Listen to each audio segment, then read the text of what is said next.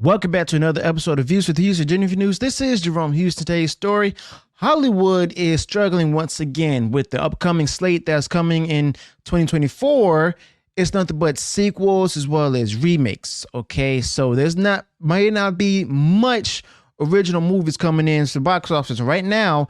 Hollywood is struggling at the box office. So let me know your thoughts about that in the comments below. Also, be sure to smash the like button of this video, share far wide across social media so that way you can reach more people. And if you haven't done so already, you enjoyed all the content I put out there, go ahead, subscribe to the channel, click the bell notifications so that way you'll be notified of future uploads and updates. So there's been a lot of anticipation building up over the past few years with the pandemic and everything. Theaters closing, then next thing you know, they reopen and stuff. And with that being said, a lot of theaters that were supposed to be released 2020, 2021 were actually pushed back to 2022. So basically the pandemic movies that were released in 2022, they most likely didn't do too well, at least some of them, okay? Some of them actually did well, but let's speed it up to 2023 of last year. This past December, well, there's been a lot of flops in the box office lately, you know, with a few exceptions such as Godzilla -1 and a few others. And who's leading it? Well, Bob Iger's own company Disney, because of the fact that they've had a bunch of flops and stuff, especially in the month of December alone. Okay, now with the anticipation for 2023 was one of hope, a year poised to restore normalcy and elevate the box office to pre-pandemic levels. However, reality took an unexpected turn, presenting the industry with challenges rather than triumphs. Now, the box office, without the pandemic excuse, fell short of 2019 levels with a staggering 40% drop in theater attendance. The mainstream media, who usually is optimistic, had to concede that the entertainment industry was facing a tough period, and indications pointed toward an even gloomier outlook for 2024. Studios and theaters were bracing themselves for a difficult 2024, with strikes looming as well as a significant factor. Now, even without the threat of strikes, Hollywood had been compelled to scale back its operations due to excessive spending and financial losses, due to the fact that a lot of virtual signaling within its films and shows and stuff.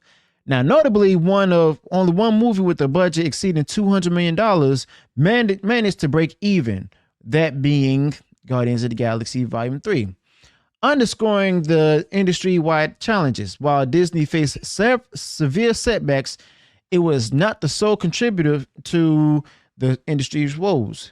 Now, streaming services, on the other hand, once seen as the saviors of Hollywood, faced their own share of nightmares back in 2023. Massive failures at the box office were mirrored in the streaming realm. So basically, the same thing that happened in box office also happened with streaming, okay? Now, it's safe to say that Netflix actually took the lead in being dominant within the streaming realm and streaming platforms, with an exorbitant spending on series that failed to resonate, Disney Plus, with audiences.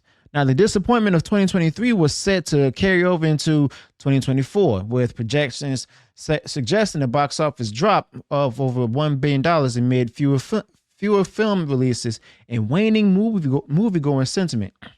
Now, the prospect of strikes while pushing some releases back had a potential silver lining. Fewer releases meant potentially lesser losses for Hollywood. However, the overarching narrative painted a bleak picture for an industry struggling to regain its footing. And the actors and the writers who initiated strikes with aspirations of higher pay inadvertently contributed to the downfall in job availability as the industry contracted. Now, if that wasn't any issue between the studios as well as the actors and the actor union and everything, and the writers union, then they'll have their movies in theaters. Now, that doesn't mean that those movies would make money or make profit, as well as the fact that people would or would not go back to the movies. Why? Because of one big indicator, and I'll have to say that, you know, it's nothing more than political virtue signaling. Okay, so with that being said, it's basically the issue or the matter of whether or not how they're going to bounce back from this, because I doubt that I'm going to see anything bounce back from it, because it's not only with the strikes. It wasn't with the pandemic, because you can't say the pandemic now, because well, the theaters been reopening and everything, and not to mention you have Oppenheimer as well as Barbie in theaters and stuff, making buttloads of money for the industry, as well as Super Mario Brothers movie. Okay, so you can't use that excuse any further. But these executives like Bob Chapek, he got to go ahead and admit that what he was doing, his decisions were wrong. Okay, now he somewhat admitted that his woke agenda fell flat on the box office as well as streaming platforms and stuff. But we're wondering where he's going to go from here. Okay. Now, the once robust streaming war had ended, with Netflix emerging as the undisputed leader while competitors face a staggering losses. Disney, Warner, Comcast, and Paramount contemplated cuts and possible mergers as they grapple with losses exceeding billions of dollars. The oversaturation of streaming content had contributed to the downfall, prompting a rethink of strategies vis-a-vis getting rid of virtual signaling, woke content, basically doing whatever they can possible to win back the audience that they've lost, who've also decided that they're not going to come back. Now, a significant factor in Hollywood's downward spiral was a staggering increase in scripted series. Okay, back in 2022, the annual tally reached a staggering 599, and while the strikes might have monetarily slowed the trend, the future called for a significant reduction. Writers who demanded better pay during the strikes might find themselves with fewer opportunities, as Hollywood was forced to contract or to back away from or to shorten. Now, the disastrous state of Disney, discussed separately, added to the industry-wide panic. The prevailing sentiment among trade insiders was that Hollywood needed a comprehensive strategy to counteract the mounting challenges.